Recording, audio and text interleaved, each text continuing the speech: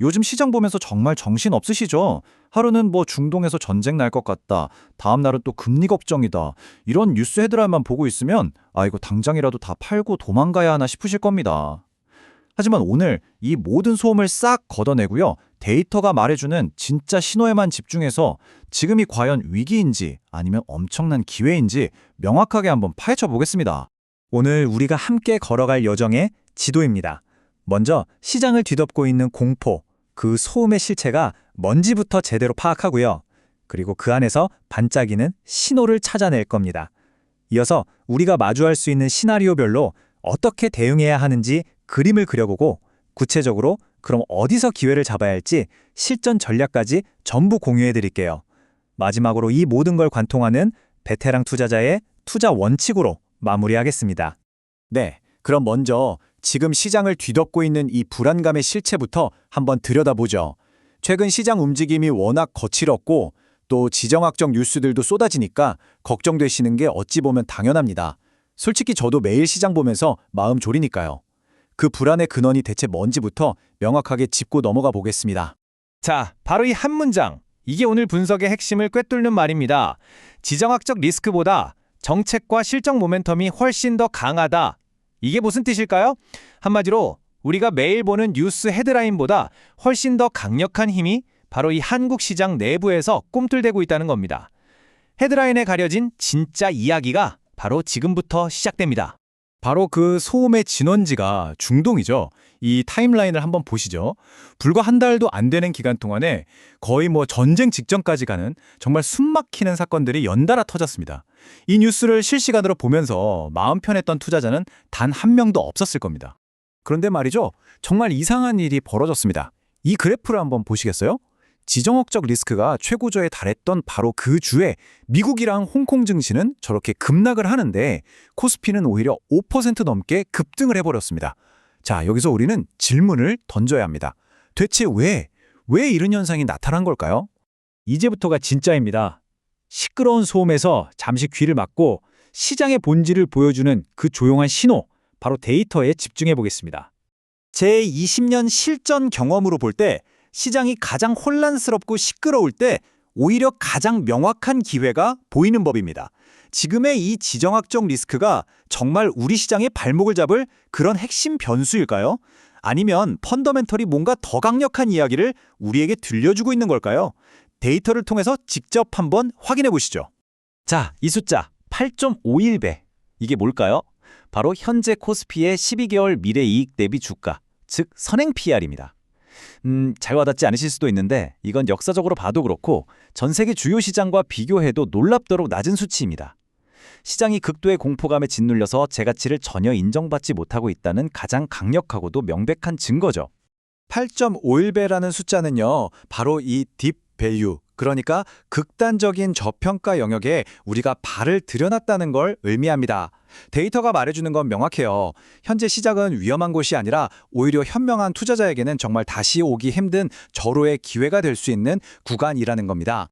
이 엄청난 저평가 뒤에는요, 두 개의 아주 강력한 내부 엔진이 지금 막 돌아가고 있습니다. 첫째, 전 세계적으로 이렇게 불확실한데도 우리 기업들의 이익 전망치는 오히려 쑥쑥 올라가고 있다는 것. 그리고 둘째, 기업들이 역사상 유례없는 속도로 자사주를 사들여서 소각하면서 주주 가치를 끌어올리고 있다는 점입니다. 외부의 소음이 내부의 이 강력한 신호를 결코 이길 수 없는 이유가 바로 여기에 있습니다. 53.3%. 이 숫자가 얼마나 강력한지 감이 오시나요? 올해 단 3개월 만에 작년 한 해 동안 사들인 자사주 총액의 절반을 이미 넘어섰다는 뜻입니다.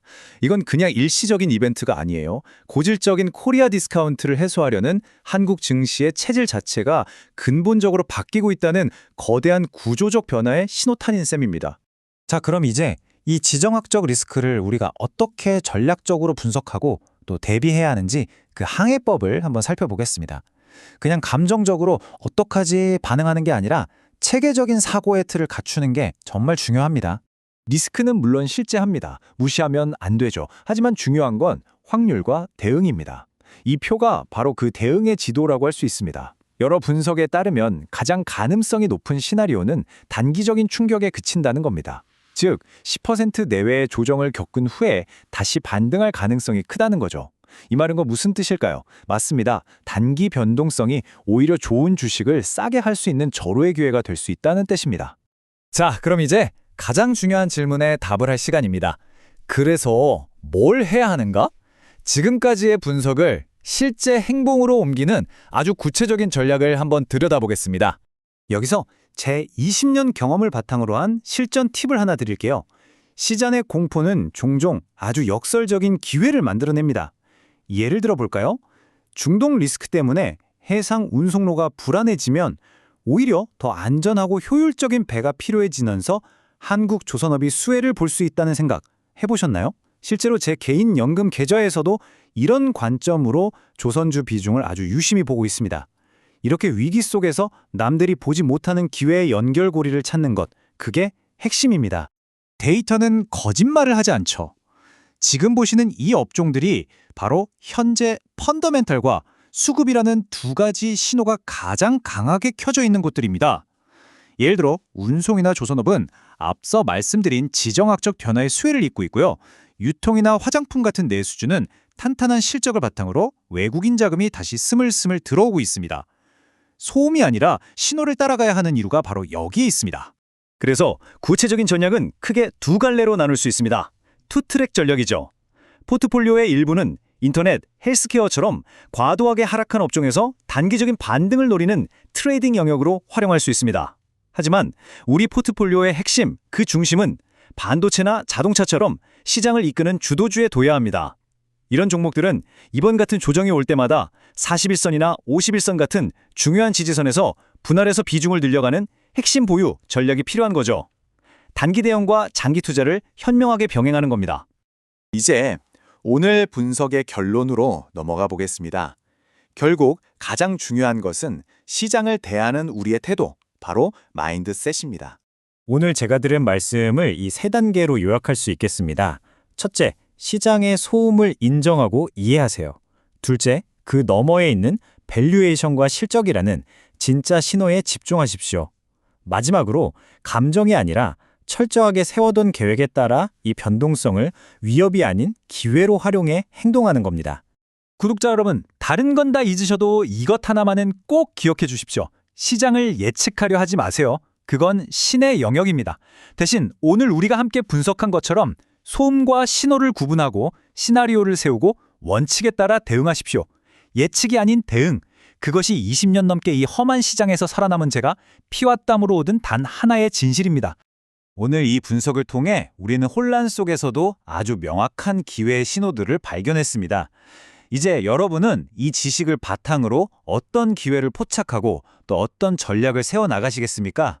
이 질문에 대한 답을 한번 깊이 생각해 보실 시간입니다.